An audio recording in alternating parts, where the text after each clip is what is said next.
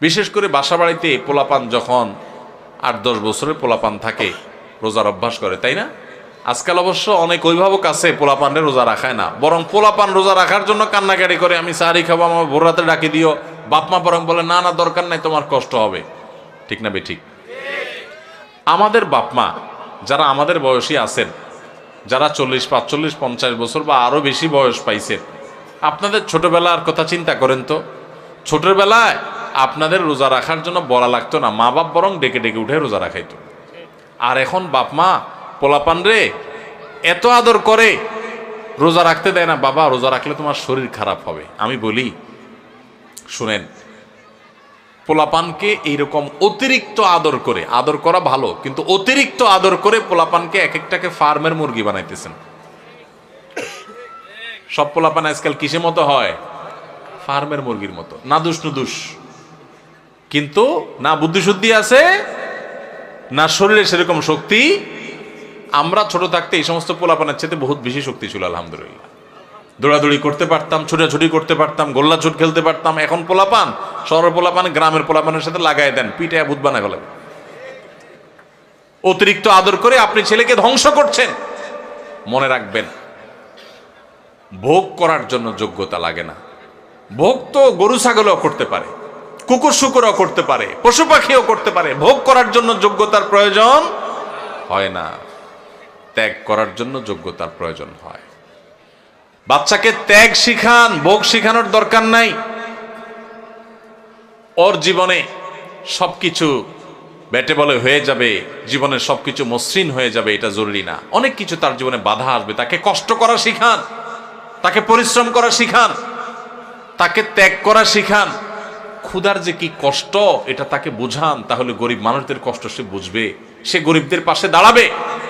আর শুধুমাত্র সারাদিন খাওয়াইয়া পড়াইয়া ওরে ফার্মের মুরগির মতো বানাবেন, ওর নাদুস নুদুস হবে ঠিক আছে, কিন্তু ত্যাগ শিখবে না, সে মানুষের কষ্ট বুঝবে না। মানুষের কষ্ট যখন বুঝবে না, এই বাচ্চা বড় হয়ে তার বাপমার কষ্ট সে বুঝবে না। ঘরে ঘরে আজ অমানুষ তৈরি হচ্ছে। এই জন্য মা বাপ তাদেরকে স্যাক্রিফাইস শিখায় না। মনে রাখবেন, রোজা রাখলে বাচ্চা মরে যাবে না। পৃথিবীতে একটা ঘটনা ঘটে নাই যে রোজা রাখে, রোজা রাখার কারণে বাচ্চা 10 বছর 12 বছরের কিশোর রোজা রাখছে তাই মরে গেছে। শুনছেন কোনোদিন আপনারা? মরবে না। বরং রোজার কারণে মানুষ স্বাস্থ্যগতভাবে আরো ভালো থাকে, আরো ভালো থাকে। যদি স্বাস্থ্যের ক্ষতিও হয় তো আমার আল্লাহর জন্য আমি করব। এই বাচ্চা একসময় রোজা রাখা শিখবে। অভ্যাস যদি না করান তাহলে সে শিখবে না। এই অমানুষ হয়ে কিয়ামতের ময়দানে আপনাকে টেনে টেনে এই বাচ্চা জাহান্নামে নিবে যে আমার মা বাপ আমাকে দুনিয়াতে বহু কিছু শিখাইছে, রোজা শিখাই নাই, নামাজ শিখাই নাই। তো যাই হোক, যেটা বলতেছিলাম, 8-10 বছরের বাচ্চা, কিশোর পোলাপান, একটা বাসায় যদি 2টা ছেলে রোজা রাখে, ধরেন 2টা বাচ্চা আপনার, একটার বয়স 8 আর একটা বয়স 10, দোনোটা মিলে রোজা রাখছে।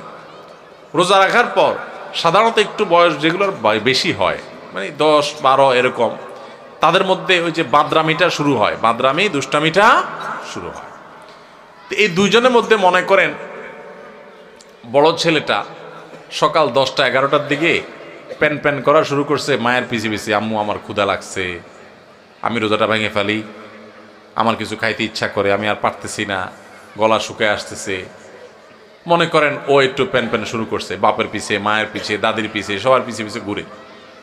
তো বাপমা যখন দেখে যে অনেক বেশি জ্বালাতন করতেছে, তো প্রথম হয়তো বোঝানোর চেষ্টা করে, একটু কষ্ট করো, একটু সবর করো। যখন দেখে না ও বেসবর মানবেই না, তখন বাপমা যদি বলে ঠিক আছে আচ্ছা যা খা, তাহলে ও রোজাটা ভেঙে ফেললো। মনে করেন 10 বছরটা রোজাটা ভেঙে ফেললো, 8 বছরটা মনে করেন রোজাটা কষ্ট হচ্ছে তারপরও সে রাখছে। এরকম হয় না অনেক সময় ঘরে? আচ্ছা, যে রোজাটা ভেঙে ফেলছে ওর ভাগ্যে কি খানা জোটে? 10টা-11টার দিকে রোজা ভাঙছে, মনে করেন 12টার দিকে রোজা ভাঙছে, তখন তার ভাগ্যে কি খানা জোটে? মুসলমানের ঘরে রমজান মাসে সকাল 10টা-11টা কি ধরনের খানা থাকে? গরম ভাত থাকে না? কি থাকে? বাসি ভাত। আর সাহারিতে যে মাছ রান্না করা হয়েছে, একদম পেটির টুকরা, ভালো ভালো টুকরাগুলো সব থাকে, থাকে লেঞ্জা, মাথা, হ্যাঁ, ছোটখাটো টুকরা, কাঁটা কুটা, এগুলা বাসি তরকারি, তাই না? আর গোশতের পাতিলেরও একই অবস্থা, বাইসা বুইসা সব সাহারিতে খায়া হাড্ডি হুড্ডি, চর্বি চার্বি এগুলা থাকে।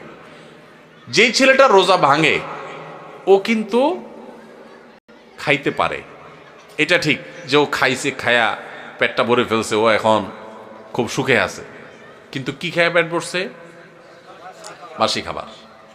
মনে রাখেন কিন্তু এটা কাজ আছে সামনে। বাসি খাবার খাইলো, তাই না? বাসি খাবার খায়া এবার ও লাফাচ্ছে, দৌড়াচ্ছে, খেলতেছে, কারণ ও তো খাইছে, পানি পান করছে, রোজা ভেঙে ফেলছে, ও তো এখন সুখ। আর ছোট যেটা 8 বছরের, ওর কি অবস্থা হয়? কথা বলেন, ওর অবস্থা কি? সময় যত বাড়তে থাকে তার কষ্ট বাড়তে থাকে। 12টা বাজে, 1টা বাজে, 2টা বাজে, আস্তে আস্তে মুখটা শুকায় আসে। খেয়াল করেন না?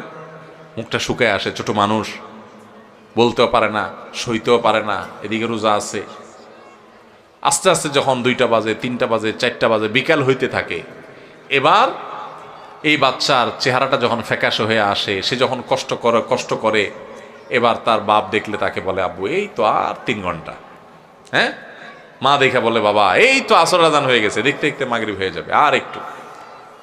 দাদি ডেকে বলে যে, নাতি এই তো শেষ, দেখতে দেখতে পার হয়ে যাবে। কত কষ্ট করছে, আরে আমার নাতিটা। আদর শুরু হয়ে যায় কিন্তু, তাই না?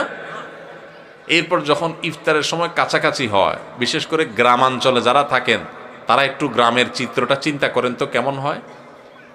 যখন ইফতারের সময় কাছাকাছি হয়, তখন ওই যেটা 10টা 11টা 12টা রোজা ভেঙে ফেলে যে খুব লাভবান হয়েছে তা না, বাসিখানা খাইছে।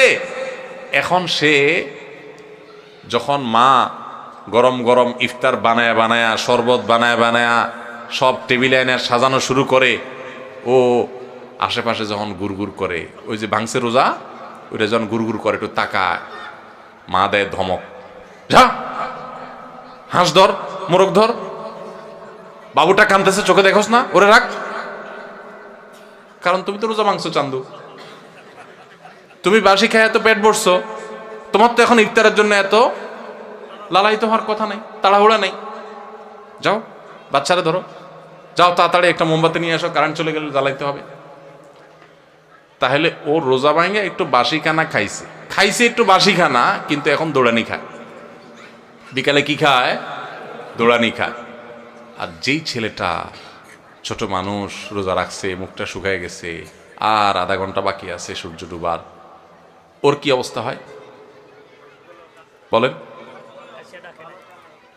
তাড়াতাড়ি তারা ডেকে এনে দাদি কোলে নিজের কাছে বসায় চেয়ারে, হ্যাঁ, বাবা হাত দেয় পিঠে, মা এসে চুমা দেয়, বাবা আমার কত কষ্ট হয়ে গেছে, এই তো বাবা আজান দিয়ে দিবা, আর অল্প একটু বাকি। আদর আর আদর শেষ নাই, তাই না? আর মুয়াজ্জিন আজান দিতে দেরি, তার খানার আর দেরি। মা শরবত আগাইতে, বাবা আগে শরবতটা মুখে নাও। দাদি খেজুর আগাইতে, বাবা আগে একটু খেজুরটা মুখে নাও। বাপে পেঁয়াজি ধরে রাখে, বড় আরেক ভাই বোন থাকলে তারা আপনার চপ ধরে রাখে, আরেকটা ধরে রাখে, একটার পর একটা খাওয়াইতে থাকে, তুই খা বাবা খা। আর ওইটা যদি কাছাকাছি আসে, দে ধমক, বাচ্চা কাঁদতেছে, দেখোস না পিচ্ছিটা, ওরা ধর। হয় কি হয় না বলেন? ওই যে ধমক টমক খায়, দাঁড়ানি খায় বেচারা রোজা ভাঙ্গা, সে কিন্তু মাগরিবের পর আজান হয়ে গেলে, নামাজ হয়ে গেলে, ওই ডাইনিং টেবিল থেকে ইফতারি সবাই খায়া টায়া যখন ওই বাইসা বুইসা থুইয়া দেয়, বেগুনি যেগুলো ভালো ভাজা হয়েছে, এগুলো তো সব খাওন শেষ, যেগুলো কোনা কাঞ্চি পুড়ে টুড়ে গেছে, এগুলো রয়ে গেছে, নামাজের পরে এবার ওরে বলে, আচ্ছা যা তুই একটু খা। ঠিক না বেঠিক? রোজা যে ভাঙছে, ওর কপালে খানা জুটে, কিন্তু সেটা সকালেও বাসি, বিকালেও। আর যে কষ্ট করে রোজা রাখে, তার কষ্ট কিন্তু হয়, চেহারা কিন্তু শুকায় যায়, জিহ্বা কিন্তু শুকায় যায়, অনেক কষ্ট হয়। কিন্তু কষ্ট করে যদি সে রোজাটা রাখতে পারে শুধুমাত্র, তাহলে সূর্য ডুবার আগে থেকে তার আদর শুরু হয়, মায়া শুরু হয়, কদর শুরু হয়। সূর্য ডুবার পর তার তার খানার খানা, আদর আর আদর, যত্ন আর যত্ন। ঠিক না বেঠিক ভাই আমার? এটা হলো রমজানের রোজার অবস্থা। রমজানের রোজাতে রোজা ভেঙে ফেললে তার পরিণতি কি হয় আমরা দেখাইলাম, আর যে রোজা রাখে তার সুফল কি সে পায় সেটাও আমরা দেখাইলাম। এবার আসেন, একটু আগে আমরা বললাম রমজানের রোজা হলো 14 ঘন্টা, 15 ঘন্টা, 16 ঘন্টার রোজা, আর আমাদের পুরো জীবনটা হলো সারা জীবনের রোজা। আল্লাহু আকবার।